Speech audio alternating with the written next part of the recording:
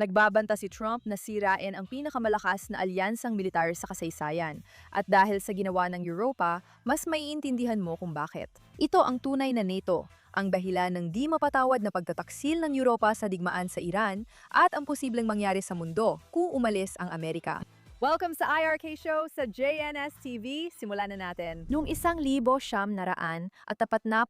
katatapos lang ng ikalawang digmaang pandaigdig, wasak ang Europa, 10-10 milyon ang namatay, at sa loob ng 30 taon, dalawang mapaminsalang digmaang pandaigdig ang naganap sa kontinente.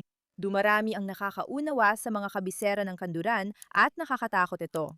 Kung walang pagbabago sa estruktura, mauulit na naman ito sa ikatlong beses. Kasabay nito, may bagong banta na namumuo. Ang Unyong Sobyet na kasama ng mga alyado laban kay Hitler, na yon ay lumalawak pa kanduran at nagtatatag ng mga pamahalaang komunista sa silangang Europa. Poland, Romania, Hungary, mabilis nang sumusulong sa nalalabing bahagi ng Europa. Ang mga bansang Europa, pagod at salat matapos ang 6 na taong digmaan, ay di kayang labanan mag-isa ang banta ng Unyong Sobyet. Kaya noong 19labindalawang bansa, kabilang ang Estados Unidos, UK, Pransya, Canada at ilang mga bansa sa kanlurang Europa ay natipon sa Washington at nagbuo ng isang alyansa.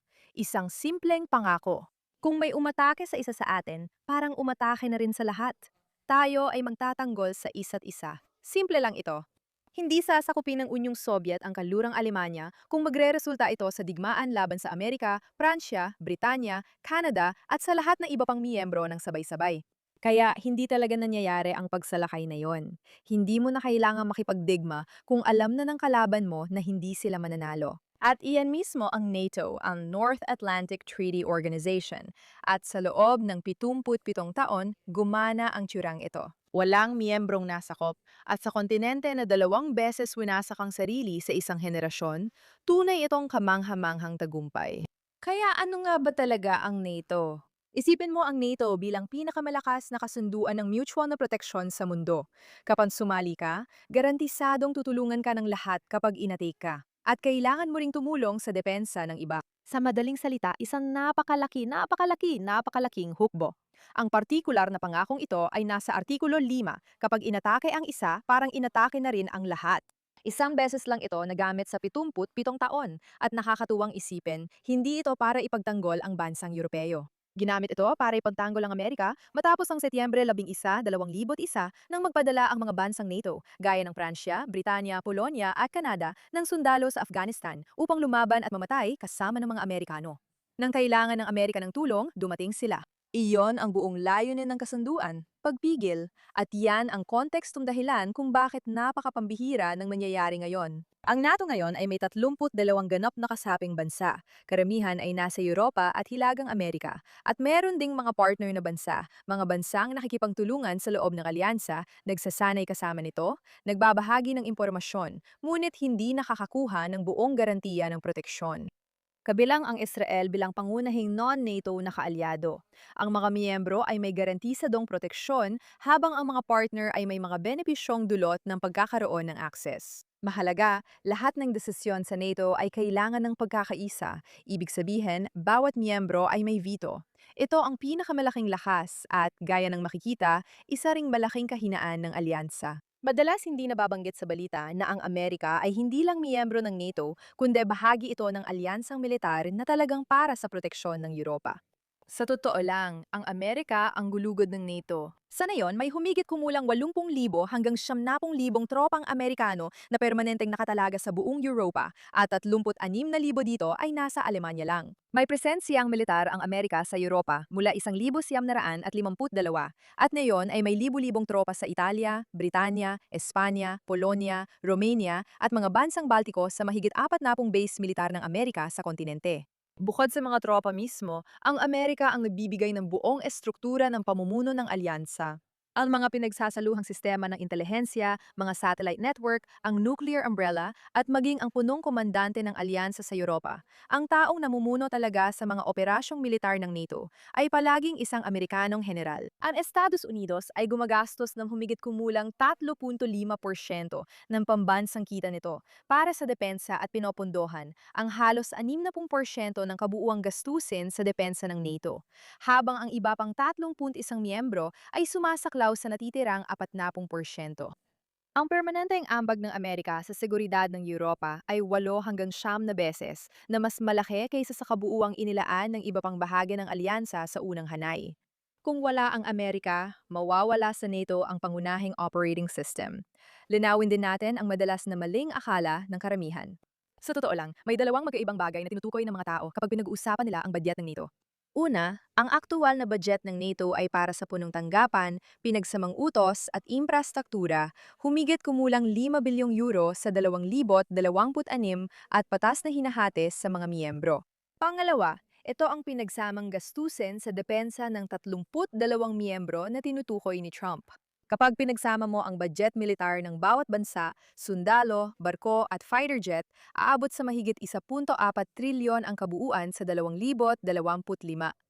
Ang bahagi ng Amerika lamang ay 838 bilyon. Ang Europa at Canada naman, pinagsama, ay humigit kumulang 500 bilyon. Ibig sabihin, mas malaki ang ginagastos ng Estados Unidos sa depensa kaysa sa pinagsamang gastos ng lahat ng iba pang miyembro ng NATO. At ang bahagi nito ay katumbas ng 60% ng lahat ng ginastos ng buong alyansa. Pero heto ang nakakalito. Hindi ibinibigay ng Amerika ang perang iyon sa NATO bilang tseke. Simple lang, napakalakas ng militar ng Amerika at napakarami sa kanila ang nakadeploy para protektahan ang Europa. Kaya naman natatabunan nito ang pinagsamang ambag ng lahat ng ibang miyembro. Pero dahil dito, hinayaan ng Europa na lumiit ng husto ang kanilang militar. Pagbagsak ng Soviet Union noong 1991 at pagtatapos ng Cold War, tahimik na nagpa siya ng sama-sama ang mga bansang Europeo. Wala na ang banta. Dahil sa kapayapaan, pwede nang ilaan ng pondo sa depensa sa mga programang panlipunan, malawak na sistemang pangkalusugan, estadong pangkagalingan at subsidyadong edukasyon. Kasi hindi na kailangang gumastos sa tangke at sundalo kung puprotektahan ka naman ng Amerika ng libre. Sa 3 dekada, nabawasan ang mga badyet sa depensa ng mga bansang Europeo. Pansapit ng 2014 lang sa 30 miyembro ng NATO ang sumusunod sa panuntunang gumastos ng 2% ng pambansang kita para sa depensa, 3 sa 30. Isipin mo kung anong epekto nito sa kakayahan ng NATO. Ang budget ng depensa ng Espanya noong 2022 ay kapareho lang sa totoong halaga ng budget nila noong, hintayin mo, 2008. Isang buong dekada ng walang paglago, habang ang Russia ay muling nag-aarmas. Tinaasan ang kanilang gastusin sa depensa ng 300% at ang China naman ay tumaas din ng 600%. Samantala, ang Amerika ay patuloy na nagbabayad, patuloy nagpapuwesto ng mga tropa at patuloy na ginagarantiyahan ang seguridad ng Europa. Narito ang mas malalim na kwento sa likod ng mga numerong ito. Hindi lang ito tungkol sa budget, kundi sa malalim na pagbabago sa pananaw ng mga lipunang Europeo sa sarili nila. Matapos ang Cold War, maraming leader ang naniwala na hindi na mahalaga ang pambansang pagkakakilanlan, laos na ang mga hangganan, at ang lakas militar ay relikya ng mas barbarong panahon. Ang proyekto ng EU ay nakabatay sa paniniwala na ang kooperasyon at dialogo ay papalit sa tunggalian at hindi na kailangan ng hukbo kung may internasyonal na institusyon. Naku po. Bagamat idealistiko ito, naging mahina ang estruktura ng mga bansang iyon. At ang kapansin-pansin, nakakaunti lang ang nagsasabi ng lantaran ay bahagi talaga ito ng isang plano. Kaso, hindi plano ng Europa. Ang doktrina ng Soviet at ng mga radikal na Islamistang kilusan ay hindi talaga tungkol sa militar na pantalo sa kanduran. Layunin nitong pahinain ang loob ng tao, pilitin ang kanluran na huwag ipagtanggol ang sarili, itulak ang propaganda laban sa pambansang pagmamalaki, palabasin na delikado ang pagiging makabayan, at kumbinsihin na di sulit ipaglaban ang sibilisasyon. At habang nangyayari yon, habang binabawasan ng Europa ang pondo para sa mga hukbo nito at kinukumbinsi ang sarili na laos na ang digmaan, gumagastos ang Rusya ng 300% na mas malaki. Ang Tsina ay gumagastos ng 600% higit, habang ang Iran ay tahimik na bumubuo ng mga hukbong proxy sa gitnang silangan. Ang gustong pahinain ang kanluran ay lalo pang lumalakas habang iniisip ng kanluran na hindi na nito kailangang maging malakas. Nakikita natin ngayon ang resulta ng eksperimentong iyon. Nagsimula lang ang pagbabago matapos salakain ng Rusya ang Ukraine noong 2022 na naging wake-up call na hindi nagawa ng 3 dekadang presyon ng Amerika. Pagsapit ng 2025, naabot na ng lahat ng 32 miyembro ang 2% na target sa unang pagkakataon. Kinailangan pa ng digmaang panlupa ng Rusya sa Europa bago ito mangyari. Pero aminin natin, parang luma na ang balita tungkol sa digmaan ng Rusya at Ukraine. Bakit biglang naging usapan ito? Sige, pag-usapan natin. Nang simula ng Amerika ang operasyong militar laban sa Iran, pangunahing taga-suporta ng terorismo, ilang kaalyado nitong NATO na matagal nang umaasa sa Amerika ay tumangging buksan ang himpapawid nila para sa eroplanong militar ng US. Kasama rito ang Spain na tuluyang nagsara ng mga base nito, Germany na tumangging makilahok, at France na nanawagang tapusin ang digmaan. Sa unang araw pa lang, si Macron ang kahanga-hanga, matatag at matapang na si Macron ay nagdeklara na hindi pinili ng France ang digmaang ito at hindi sila makikilahok. At kahit gusto na ngayong akuin ni Keir Starmer ang kredito para sa tagumpay, ang UK sa panahon ng sigalot na ito ay hiningan lang ng halos nakakahiya sa liit na tulong. Pahintulutan lang ang paggamit ng isang British base bilang daanan ng mga eroplanong Amerikano. Hindi para umatake o isapanganib ang mga sundalong British, kundi payagan lang ang eroplanong Amerikano na dumaan at tumanggi si Starmer. Pero lalo pa itong lumala. Nang subukang buuin ni Trump ang koalisyon para muling buksan ang kipot ng Hormuz habang pinipinsala ng blockade ng Iran ang pamilihan ng enerhiya sa Europa ng higit kaysa sa Amerika, tumangi ang mga parehong bansa na sumali. Isa-isa nilang malakas na tinanggihan ito sa harap ng mundo. Inanunsyo pa ng pinuno ng patakarang panlabas ng EU na wala silang interes sumali. Nagpasya ang Germany, Italy at Japan na huwag magpadala ng barko. Sa hayagang paggawa nito, aktibong pinahina ng mga bansang ito si Trump at ang posisyon ng US sa pakikipagnegosasyon sa Iran sa pinakasensitibong yugto ng sigalot. Nakipa ng Iran na nag-iisa ang Amerika at hindi nabubuo ang koalisyon ni Trump, kaya nagkaroon ng kalamangan ang Tehran nang kailangan ng Amerika ang suporta ng mga kaalyado nito. Ang mga bansang umaasa sa seguridad ng Amerika ay nagpapahina sa posisyon nito habang nakikipagnegosasyon sa digmaang mas malaki ang epekto sa kanilang supply ng enerhiya kaysa sa Amerika. Alam nating hindi madaling patawarin ni Trump ang pagtataksil, pero ito ay parang direktang saksak sa mata, hindi lang sa likod. Si Marco Rubio, dating matibay na tagapagtanggol ng NATO, ay diretsyong nagsabi, kapag kailangan nating gamitin ang kanilang base militar, tumatangi sila. Kung ganon, bakit tayo nasa NATO? At ito ay tanong na marami na ring nagtatanong sa kanilang sarili ngayon. Pero para masagot ito, kailangan nating maintindihan ang totoong dahilan kung bakit ang mga leader ng Europa ay naging ganoon. Nag-aatubili silang harapin ang Iran at mas malalim pa ito kaysa sa simpleng hindi pagkakasundo sa politika kay Trump. Sa loob ng maraming taon bago ang digmaang ito, maayos ang ugnayang pang-ekonomiya ng Europa sa Iran at matapos ang kasunduang nuklear noong 2015 dali-daling, nagbukas ng negosyo roon ang mga kumpanyang Europeo.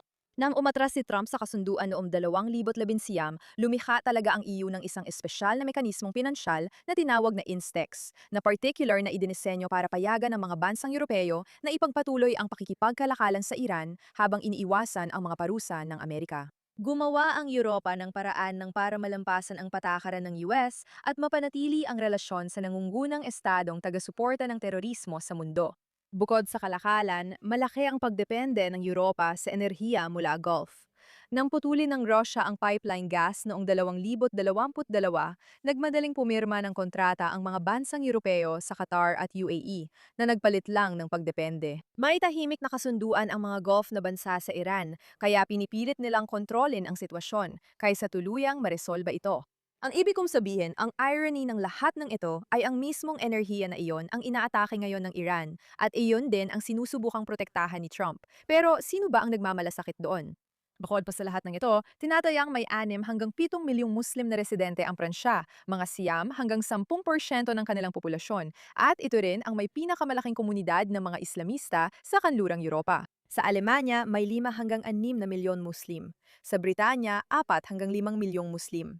Pagsapit ng 2050 tinatayang aabot sa 18% ng populasyon ng Pransya at halos 20% ng populasyon ng Alemanya ang mga Muslim.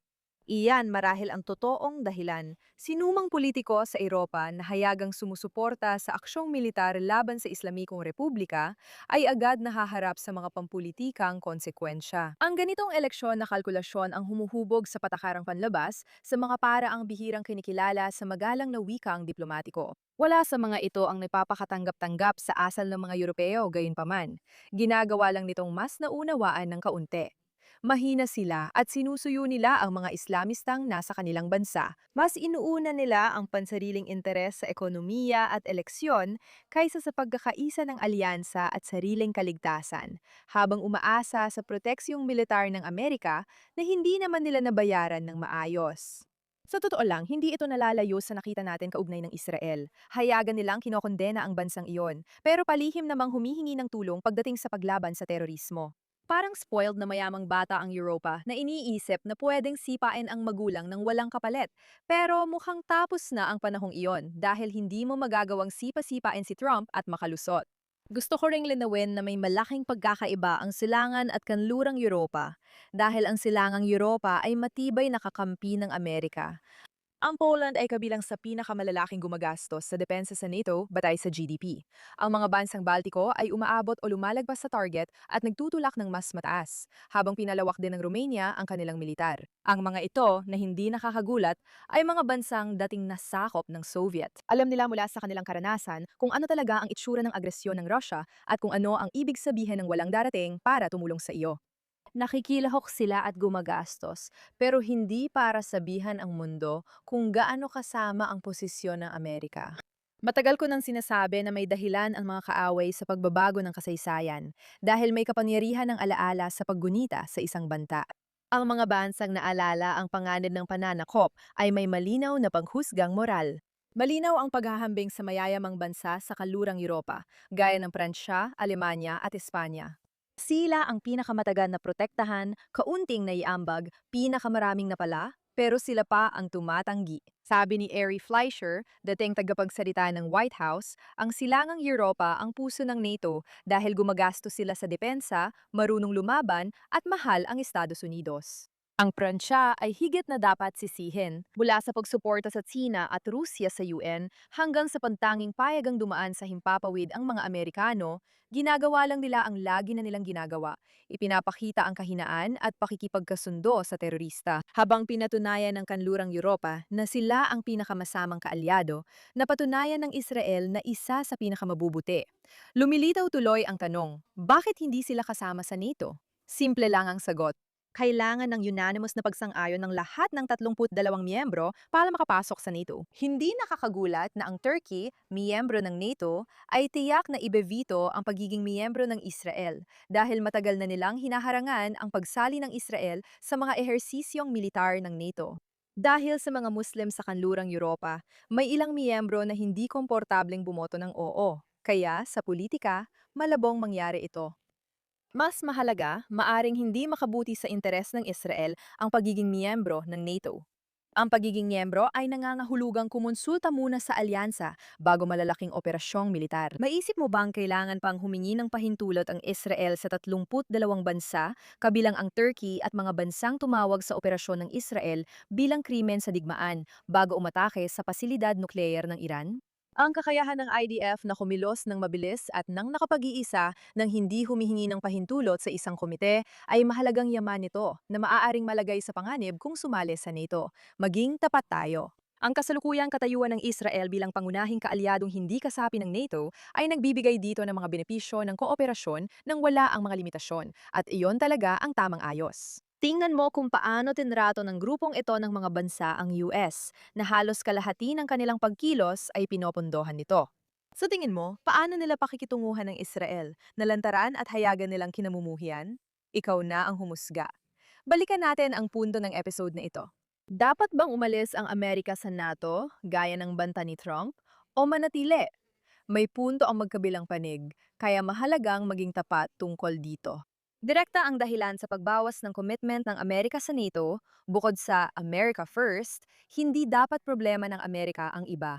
Tatlong dekada ng pinayagan ng alyansa ang mga bansang ayaw gumastos sa sariling depensa, pero nakikinabang sa proteksyon ng Amerika. Tumanggi pa silang tumulong sa digmaan laban sa Iran habang tahimik na nakikipag-ayos sa Iran. Tama si Trump na hindi patas ang alyansa kung inuuna ng US ang estratehikong prioridad, lalo na ang China, kaya hindi nararapat ang 80,000 sundalo sa Europa na nagpoprotekta sa mga bansang nagsara ng himpapawid.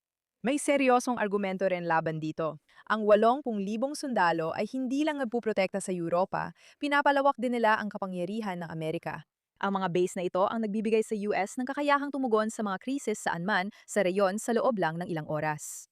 Sabihin na natin ang base panghimpapawid sa Alemanya ay isa sa pinakamahalagang sentrong lohistikal ng militar ng Amerika sa buong mundo. At narito ang pinakamatinding kabalintunaan. Kahit nakikipagdigma ang US sa Iran at may reklamo sa NATO, umaasa pa rin ito sa himpapawid at mga base sa Europa para isagawa ang mismong digmaang yon. Hindi nila magagawa ang ginagawa nila kung walang infrastruktura mula sa NATO, pero pwedeng maresolba lahat yon. Ang totoong dahilan at problema na maaring idulot ng pag-alis sa NATO ay ang pagpapahina ng kakayahang pumigil laban sa Russia. Habang isinasagawa ng Russia ang pinakamalaking opensiba sa Ukraine, lalo nitong pinapalakas si Putin at inilalagay sa panganib ang Estonia, Latvia, Lithuania at Poland.